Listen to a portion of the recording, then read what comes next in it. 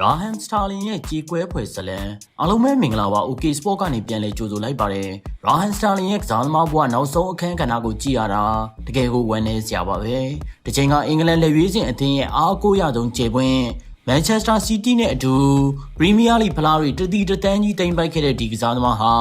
အခုတော့နယ်သာလန်ကဖီယင်တို့အသင်းမှနေရာပြောက်ပြီးပရိသတ်တွေရဲ့လှောင်ပြောင်မှုကိုခံနေရပါတယ်နယ်သာလန်ဝါရစ်လေဂျန်ရန်အဲဗက်စ်ကတော့စတာလင်ရဲ့အခြေအနေဟာပြီးဆုံးသွားပြီလို့တောင်ပြက်သားဆိုလိုက်ပါတယ်အသက်32နှစ်အရွယ်မှာတင်ကွင်းထဲကိုချရောက်ကိုပြန်ခလုတ်တိုက်နေတာကိုမြင်ရတာကရှင်နာစရာပါပဲရိုတာဒန်မျိုးကအားကစားကွင်းအပြင်ဘက်မှာ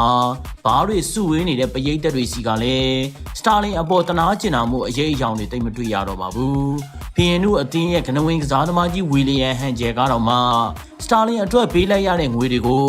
ပြန်တောင်းပြီးသူ့ကိုအိမ်ပြန်လွှတ်ဖို့အထိပြင်းထန်ဝေဖန်ခဲ့ပါတယ်အသင်းကြီးပြရောဘင်ဗန်မာစီကတော့သူ့ကစားသမားကို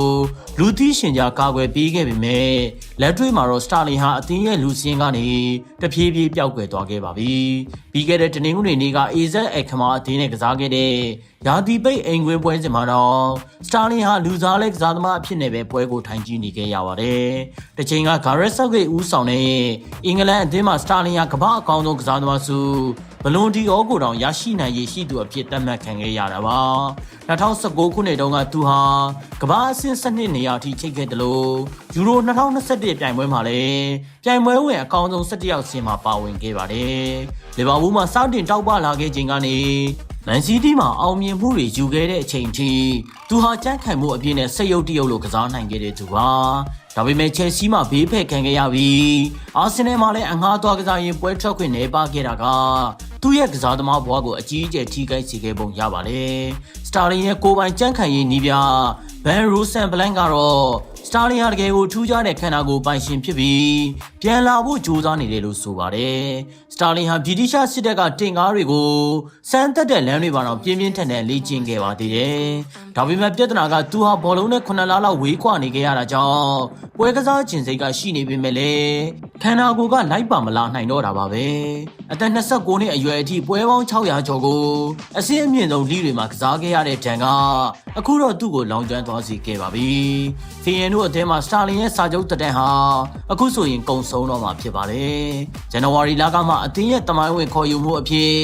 ကြိုးစိုးခြင်းကိုခံခဲ့ရပေမဲ့လည်း3လအတွင်းမှာ4ပွဲထွက်ခွင့်ရခဲ့ပြီးဂိုးတကိုးမှမသွင်းနိုင်ခဲ့တာကတော့တကယ်ကိုစိတ်ပြက်စရာပါ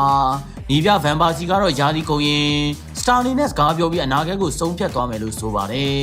အမေရိကန်လိ MLS ကိုသွားမလားဒါမှမဟုတ်အရှေ့အလယ်ပိုင်းကိုသွားမလားဆိုတာကတော့သူ့အပေါ်မှာမူတည်နေပါတယ်သူ့ရဲ့အမှုအကျင့်နဲ့စ조사အားထုတ်မှုတွေအပေါ်မှာတော့အသင်းဘော်တွေနဲ့ဝန်ထမ်းတွေကချီးကျူးကြပေမဲ့လည်းကွင်းထဲကစမ်းဆောင်ရည်ကတော့ညင်မရအောင်ကျဆင်းသွားခဲ့ပါပြီစတာလင်အတွက်တော့ဒီတစ်ချိန်ကဥရောပဘောလုံးစင်မြင့်မှာနောက်ဆုံးနှုတ်ဆက်ခြင်းဖြစ်နိုင်ပါတယ်တစ်ဖက်မှာတော့သူ့ရဲ့အသင်းဘော်ဟောင်းမာကက်ရက်ရှ်ဖို့ကဘာစီလိုနာအသင်းနဲ့ဒူလာလီဂါချန်ပီယံဆုအတွက်အောင်ပွဲခံနေချိန်စတာလင်တယောက်တည်းအရန်ကုန်မှာအထီးကျန်စွာထိုင်နေရတာကိုမြင်ရတာကတော့စိတ်မကောင်းစရာပါပဲ